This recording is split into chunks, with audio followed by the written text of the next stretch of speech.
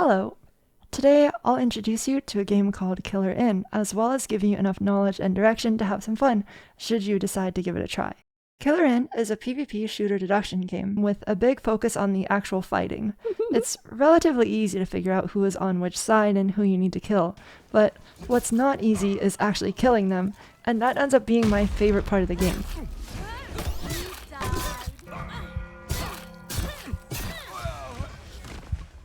This video is sponsored by Square Enix.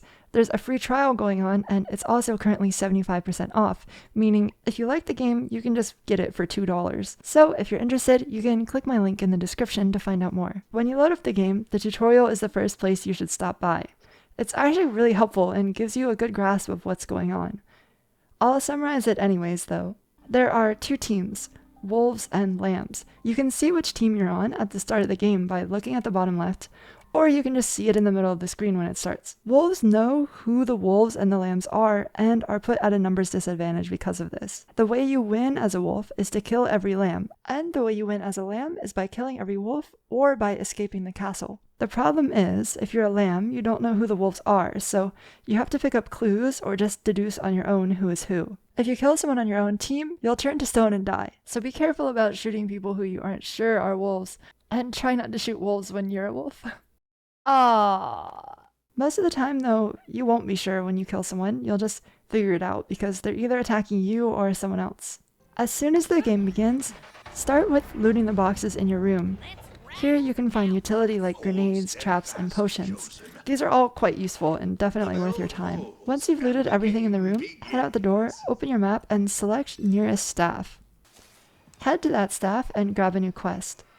This is the most important thing in the game.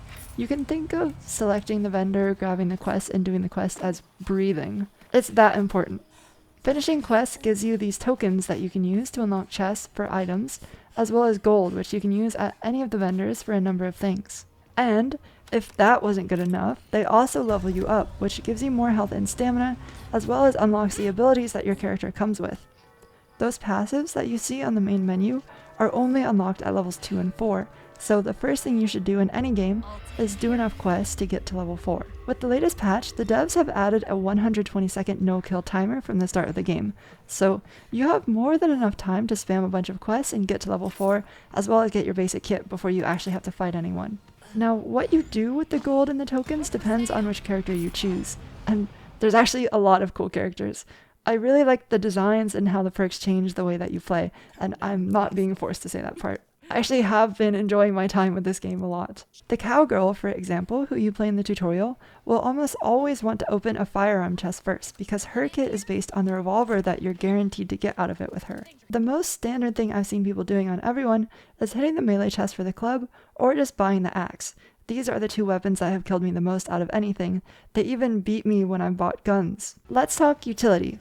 They're the things you grab in spawn, and they're also littered throughout the map. They are awesome, although difficult to use. In all my time playing so far, I've only gotten one kill with the traps, and it was an awesome play to win the game, and it's also the only game I've forgotten to hit record on, which I'm very sad about.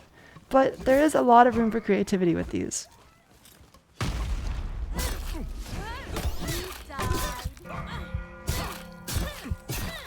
I'd say the only thing that is necessary to buy though is the stunner. There are a few items out there that just straight up one-shot people if attacked from behind, and if you have a stunner, it'll auto-stun them so that they can't one-shot you, although it is consumed upon use. It's cheap too. There's also the crowbar, which you need to purchase for some quests. If it has this icon on it, you need a crowbar. Although, later in the game, people will have crowbarred all the doors open, so you don't actually need to buy it if you're getting a crowbar quest later. The staff have safe zones next to them, which make you completely invulnerable to damage. So if someone gets the drop on you, you can actually just run to the safe zone, heal up, get your bearings, apply your buffs, and then step out and fight again. You can only spend 30 seconds of invulnerability time in the safe zone, which prevents people from just sitting there forever, but 30 seconds is more than enough. And you can refill the timer when you step away from the zone, so if you run out of those 30 seconds, just step out, wait for it to fill, and then you'll be safe again. Some of the staff sell items cheaper than others, so if you're looking for something specific, just take note of which ones sell what stuff and how much they sell for. A lot of the fun of this game is just figuring this kind of stuff out for yourself, so I don't want to overload you with information. Beyond just buying things, you can upgrade items too, weapons to be specific. Going to a workbench, which you can navigate with the map, lets you spend gold to upgrade them. So far, I haven't actually gotten enough gold in a game to do level 3, but I have gotten some guns to level 2 and they feel much more powerful. As you run around, clues will drop from you that other people can pick up. If you're a wolf, that's actually bad, so you'll want to conceal the clues that drop from you. Because if lambs pick up 3 of your clues, they get a clue about you and they can suss you out. As a lamb though, this is good. Other lambs picking up your clues gives them hard information that you're innocent, and if a wolf gets that clue, well, they already know you're a lamb. You can actually hard clear people using this mechanic, and then just process of elimination and figure out who the wolf is. If you're down to just 1 or 2 wolves and they're not doing anything, you can kill a guardian. These drop golden keys that allow you to start the escape mechanic. Get enough keys in the gate and then you can start dropping anchors, and if all the anchors are dropped, then the lambs win. This is just a way to make the wolves have to do something. So far, I've not actually even gotten to this mechanic, but it's good to keep in mind. Usually just killing 1 guardian is enough to pressure the wolves into making a move, because they know if you get all 3 and you open the gate, the game will end. The most important clue you can get is when someone dies. If you open the map and navigate to their body and grab the clue from it, more often than not, it'll just straight up tell you who killed them. And using that info, you can hunt them down. If you're a wolf, you can conceal the information about who you are after you've killed someone.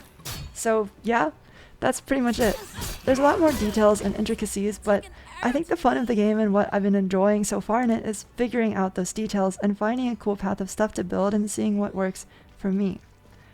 My favorite thing to do so far is to play Cowgirl.